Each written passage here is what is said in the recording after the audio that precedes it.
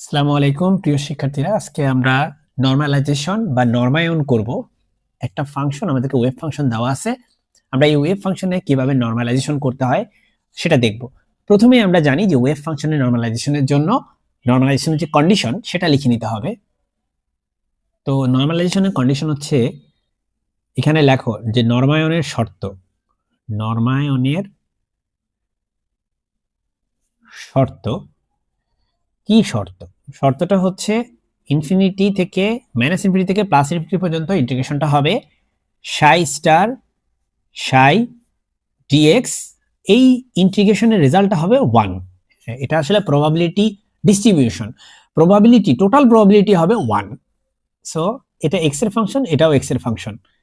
আচ্ছা, এবার এখানে একটা বিষয় এখানে দাঁড়া করাবো আমরা এখানে, যে যেহেতু আমাদের নরমায়ন করতে বলছে, আমরা এটার সাথে একটা কনস্ট্যান্ট এ দিয়ে গুণ করব, যেটাকে আমরা বলি নরমায়ন ধ্রুবক বা ইংলিশে বলি নরমালাইজেশন কনস্ট্যান্ট।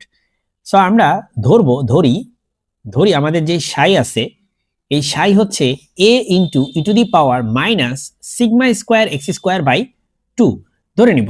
এবার এই সমীকরণে সেটা আমরা বসাবো। চলো আমরা সেটা বসাই। -ইনফিনিটি থেকে +ইনফিনিটি, এই সমীকরণে তুমি বসাও এ। দেখো সাই স্টার মানে কি, এটা আসলে তোমার জটিল অংশ আর এটা হচ্ছে বাস্তব। সো এখানে কি কোনো জটিল পার্ট আছে? এখানে কি কোনো কমপ্লেক্স পার্ট আছে? নাই। যেহেতু কোনো কমপ্লেক্স পার্ট নাই, সুতরাং এটা ঠিক যেভাবে আছে সেভাবেই বসে যাবে। ই এর উপর সব পুরোটাই বাস্তব সংখ্যা আসলে। আচ্ছা, এই সাই স্টার বসাইলাম, এবার সাইও বসাবো। সাইও একই জিনিস। এই ম্যাথে লাকি আমরা যে সাই আর সাই স্টার সেম।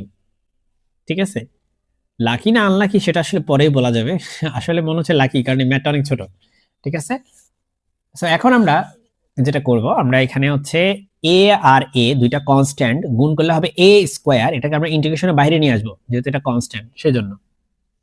তো এখানে ই এর পাওয়ার দেখো my dear students, e to the power minus sigma square x square by 2 দুইবার আছে। দেখো এই জিনিসটা কয়বার? দুইবার। একই জিনিস দুইবার থাকলে সেটা দ্বিগুণ হয়ে যায়।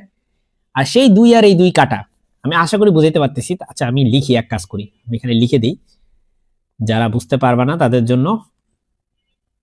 এটা বুঝাতে চাচ্ছি, যেখানে যদি লসাগু করো তাহলে এই যে নিচে 2টা আছে, এই 2টা ভ্যানিশ হয়ে যাবে। সো এটা হয়ে যাবে আমাদের এ স্কোয়ার। আমি জানি, আমি বিশ্বাস করতে চাই যে আমরা এই লেভেলে যারা আছি তারা এই ধরনের ক্যালকুলেশন বুঝি, তাই না? তো এখন একটা গাউসিয়ান ইন্টিগ্রাল ফর্মে চলে আসলো। এই গাউসিয়ান ইন্টিগ্রালের আমার একটা প্রমাণ আছে, সেই প্রমাণটা আমি তোমাকে দেখে নিতে বলবো। গাউসিয়ান ইন্টিগ্রাল কিভাবে, আমার চ্যানেলের নাম লিখবা, প্রথমে লিখবা গাউসিয়ান ইন্টিগ্রাল ইংলিশে, এভাবে গাউসিয়ান ইন্টিগ্রাল লিখবা। লিখে তুমি আমার চ্যানেলের নাম লিখবা university math physics by Mahmud.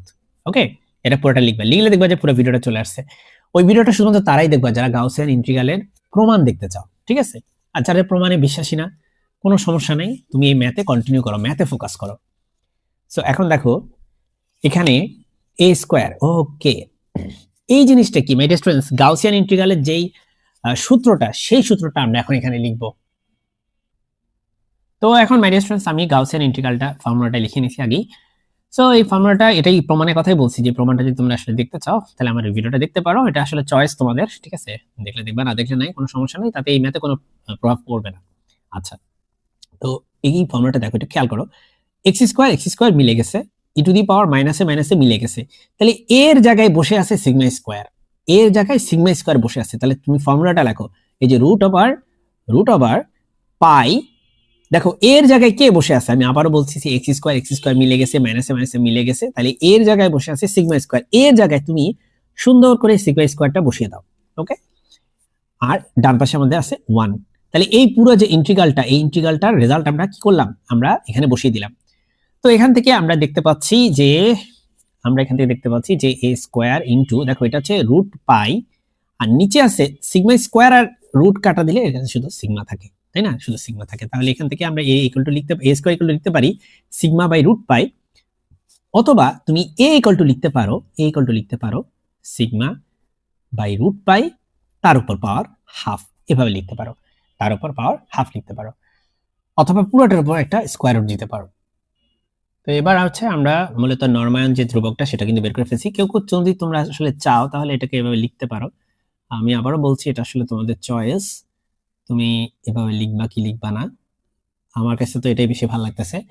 তো এখন দেখো, মূল যে ইকুয়েশনটা সেটা ছিল আমাদের সিগমা ইকুয়াল টু হচ্ছে এই জিনিসটা, এটাকে আমরা পুরোটাকে একটু নরমালাইজড ফর্মে লিখবো। চলো, সো আমরা এখানে পাচ্ছি যে আমাদের তরঙ্গ ফাংশন সাই অফ এক্স, এটা হবে এ মানে হচ্ছে এই যে এটা, সো এটা হবে sigma divided by root pi to the power half, আর আমাদের e to the power minus sigma square x square divided by 2।